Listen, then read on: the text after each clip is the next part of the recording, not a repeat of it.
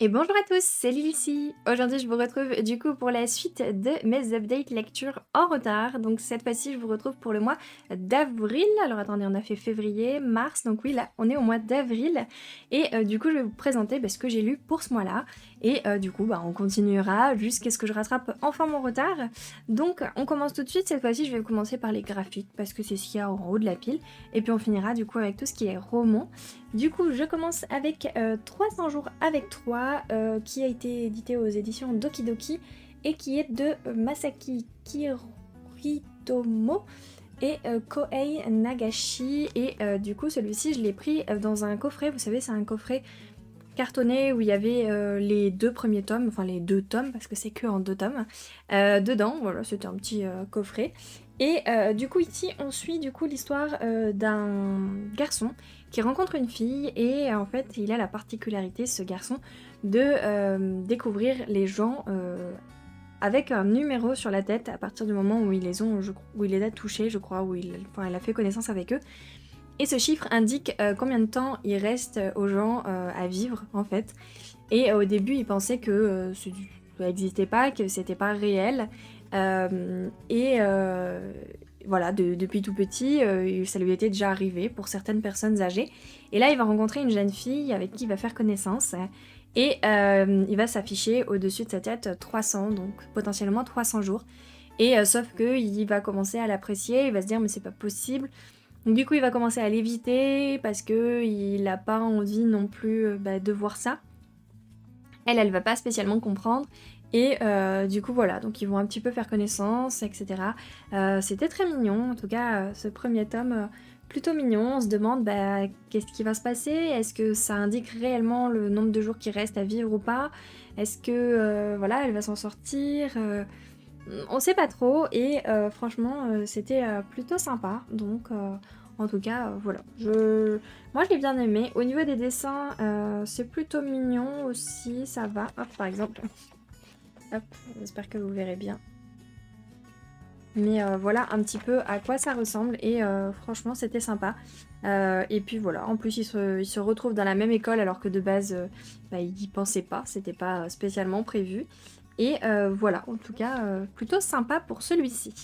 Deuxième graphique que je me suis lu, j'ai lu le tome 3 du renard et du petit tanuki, qui était toujours aussi mignon. Ici, il me semble, qu'est-ce qui se passe déjà? Celui-ci est peut-être un petit peu plus sombre. Le tout premier, du coup, on découvrait l'histoire donc du petit tanuki qui venait de découvrir qu'il avait des pouvoirs, se faisait capturer par les loups.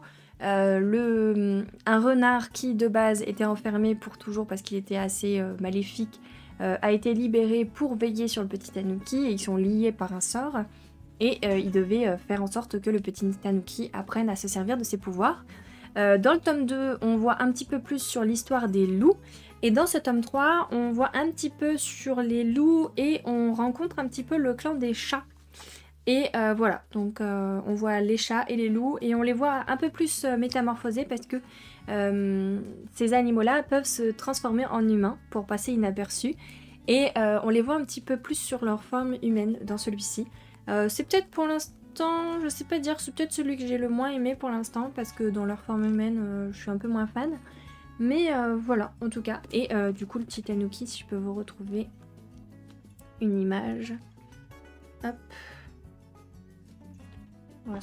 Hop, un petit peu pour les graphismes, vous voyez. En tout cas, plutôt sympa. Et voilà donc pour celui-ci. Ensuite, en graphique, je me suis lu le tome 3 de Crush of Lifetime, édité chez Kabook. Ah oui, pour le petit tanuki, j'ai oublié de vous dire, c'est chez Kiyun et c'est écrit par Mitagawa. Et donc du coup là, donc c'est chez Kabook et c'est de Ji-Young Alim et Kim Yeon-woo. Et du coup on continue à suivre un petit peu les aventures de Yang, comment elle s'appelle déjà, Yang Eiji, qui est une Instagrammeuse assez connue et qui rencontre un garçon qui lui connaît pas Instagram, il a rien à refaire. Ils vont commencer à faire connaissance petit à petit, et etc. etc. Dans celui-ci, on a un ancien ami de la jeune fille qui fait son apparition, du coup, lui, qui fait son apparition. Alors, il avait fait son apparition dans le tome 2, je crois déjà, mais on l'avait pas beaucoup vu. Et là, on le voit beaucoup plus dans ce tome-là, surtout que quand ils étaient enfants, en fait, lui c'est un acteur assez connu, et sa mère a joué avec lui, je crois, dans le même film. C'était la mère de ce garçon dedans. Du coup, ils se sont vachement côtoyés à l'époque. Et là, quand il arrive du coup dans son lycée, lui, il est super content de la revoir. Elle, elle est un peu plus mitigée et il a l'air d'avoir des sentiments pour elle, mais ça n'a pas l'air d'être trop partagé. Voilà, donc dans celui-ci, on suit un peu plus, on le voit beaucoup plus lui et on suit un petit peu plus les trois, on va dire, un peu ensemble. Et la rivalité qui peut-être commence à s'installer entre les deux garçons par rapport à la jeune fille et elle qui sait pas trop sur quel pied danser. Voilà, et en tout cas, moi j'aime bien ce petit webtoon, je le trouve plutôt sympa. Et puis, même au niveau des images, il est plutôt joli. Hop là, j'aime beaucoup. Donc voilà, en tout cas pour ce petit webtoon. Je continue du coup avec les graphiques. C'est un mois où j'ai fait beaucoup plus de graphiques, je trouve, que le mois d'avant, où c'était beaucoup plus de romans. Je vous invite d'ailleurs, si vous ne l'avez pas vu, à voir du coup mon update du mois de mars, que je vous mettrai dans le petit i. Et donc du coup, en avril, je me suis lu Le Royaume des Brumes de chez Jungle, et c'est de Marco Rocci et Francesca Carita. Je vous avoue que j'aime bien ce genre de BD, mais en format un peu plus épais, où il y a un peu plus à lire, un peu jeunesse. C'est dommage, on n'en trouve pas tant que ça. La dernière fois, je vous parlais de Lightfall, d'ailleurs, qui devrait être sorti. Non, pas encore. À l'heure où je tourne, c'est pas encore sorti, mais je vais me le procurer, c'est sûr. Et donc celui-ci, on suit une jeune fille qui veut devenir chasseuse de monstres, donc, parce que dans son clan, ils chassent les monstres. Sauf que c'est une fille et du coup, elle n'a pas le droit, c'est que les garçons qui ont le droit de devenir chasseurs de monstres, enfin protecteur ou guerrier ou quelque chose comme ça. Voilà, guerrière, elle veut devenir derrière. Du coup, elle trouve ça pas juste et elle va décider du coup d'essayer de tout faire pour, tant pis, y arriver quand même à son but. Et du coup, on va suivre ses petites aventures. Alors je pensais que c'était beaucoup plus axé sur ça et sur le fait qu'elle essaie de devenir guerrière. Et finalement, ça n'a pas pris du tout cette tournure-là, sans trop vous spoiler.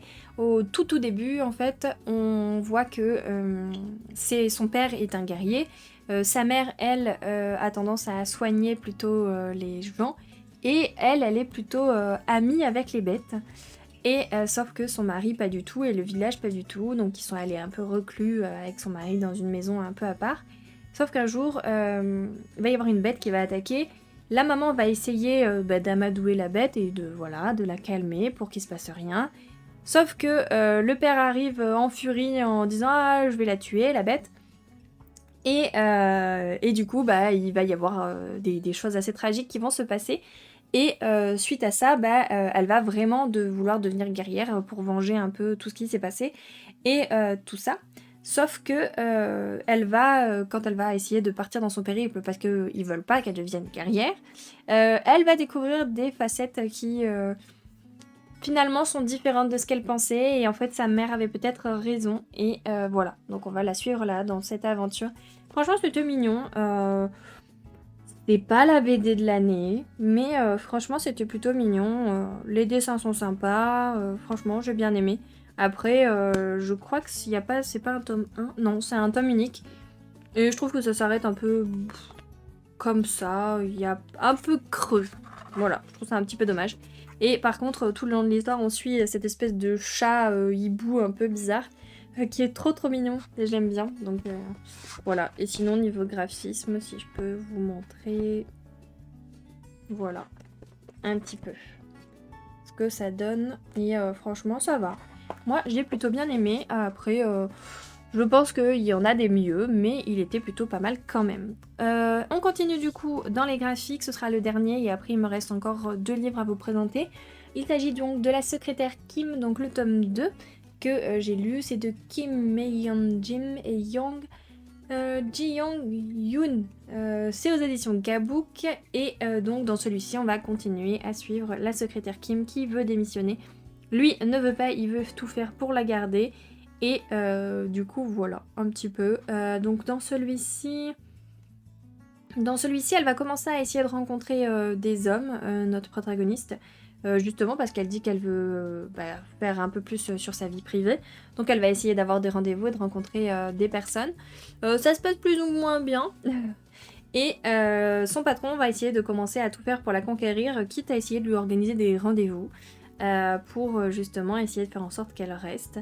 Mais elle est vraiment déterminée à partir. Elle lui a même déjà trouvé des remplaçantes qui, bon, ne font pas toujours l'affaire, mais voilà, un petit peu pour ce tome 2. Et c'était sympa, j'aime bien aussi comme petit webtoon. C'est léger, c'est tranquille, j'aime bien.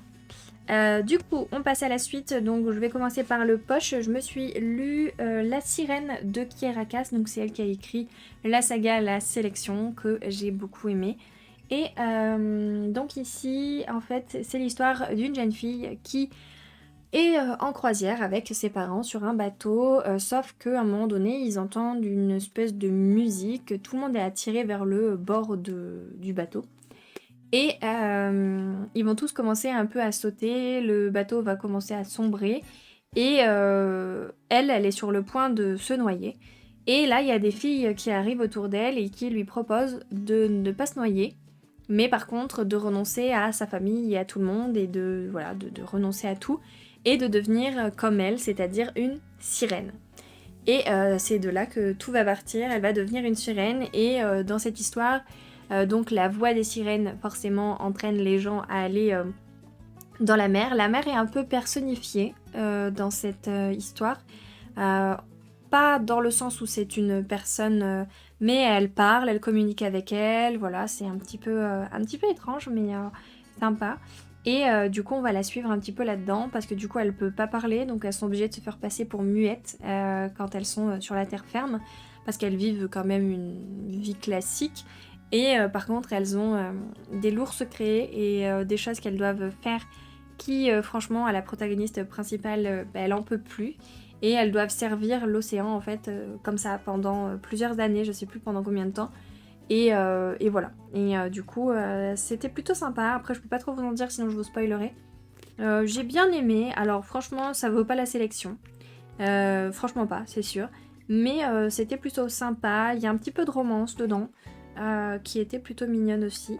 Mais voilà, en tout cas une lecture tranquille pour l'été, plutôt sympa. Bon, moi je l'ai lu au mois d'avril, c'était pas vraiment l'été. Mais bon, vous aurez compris, mais voilà. Donc pour celui-ci, plutôt sympa, mais pas un coup de cœur. Et ensuite, du coup, dernier livre donc de ce petit update, il s'agit du Prince Cruel de Holly Black aux éditions Rajo. Donc celui-ci, je l'ai beaucoup aimé, franchement. J'ai déjà lu le tome 2, mais ça je vous en reparlerai. Ici donc on suit une fille qui s'appelle Jude, je crois, qui vit parmi les Fae avec sa sœur jumelle et sa demi-sœur. Et en fait, elles se sont fait enlever étant petites par un Fae, qui est le père du coup de sa demi-sœur. Après qu'il ait tué ses parents, voilà, super. Il les a enlevés, il les a amenés au monde des Fae. Et il les élève comme ses propres filles, mais bah, forcément, elle, ça passe pas. Parce que bah, il a tué sa famille et que bah, c'est pas une faille, elle, et que les failles sont très très cruelles dans ce livre. Et le pire, c'est qu'elle s'est fait un ennemi de choix parmi ces failles qui détestent les humains. Et il s'agit d'un des princes du coup du royaume, qui est dans la même classe qu'elle et qui du coup la tyrannise. Sauf qu'il va se passer pas mal de choses et ils vont peut-être devoir essayer de s'allier, entre guillemets, pour espérer peut-être s'en sortir. Et du coup, dans ce tome 1, on m'a vendu ça comme étant une romance Enemies to Lovers. Dans ce tome-là, clairement, il n'y a pas de romance. Si, mais pas forcément avec les bonnes personnes. Mais pratiquement pas de romance, donc si c'est ce que vous cherchez, c'est pas ce tome-là qui vous donnera la fameuse romance Enemies to Lovers. Par contre, on a beaucoup de choses sur l'univers. On va y rencontrer beaucoup de créatures, beaucoup de... Ouais, voilà, on va vraiment découvrir l'univers. On va vraiment voir pourquoi elle se fait... on va la voir se faire un petit peu... pas torturer, mais un petit peu, comment dire, harceler, etc. Voilà, on va vraiment... C'est vraiment la mise en place, je trouve. Mais des fois, c'est pas plus mal. Et en plus de ça, ce qui est pas mal, c'est qu'à la fin du livre... Il y a une sorte de petit glossaire, enfin il y a une sorte de petit truc qui explique ce que c'est que les... Par exemple les pixies ou ces trucs-là. Par exemple, si je peux trouver... Voilà, les pixies, ils disent que c'est une créature de la mythologie britannique qui est particulièrement présente en Cornouailles. C'est une sorte de petit lutin qui a élu domicile sur les sites antiques, les cercles de pierre, les dolmens, etc. Et du coup, vous avez plein de trucs qui disent d'où ça vient et ce que c'est. Donc c'est plutôt pas mal si jamais il y a des choses où vous savez pas ce que c'est. Elle les décrit pas beaucoup. Donc c'est pour ça qu'à la fin, c'est bien qu'il y ait ce petit truc-là. Et du coup, voilà. En tout cas, celui-ci, moi, j'ai beaucoup aimé. Et c'est une saga que, franchement, j'aime bien. Donc voilà. C'est pas un coup de cœur, pareil. Mais franchement, je l'ai beaucoup aimé. En tout cas, voilà du coup pour mes lectures du mois d'avril. J'espère que cette vidéo vous aura plu. N'hésitez pas à me dire s'il y a certains de ces livres que vous avez lus et me dire ce que vous en avez pensé vous. À me dire s'il y en a certains du coup qui peut-être vous donnent envie suite à mon avis. Et si potentiellement vous les avez déjà dans votre pile à lire. Et que ça vous a peut-être motivé à les sortir plus tôt que prévu.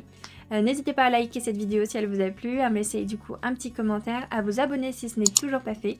Enfin bref, je vous laisse là. À bientôt!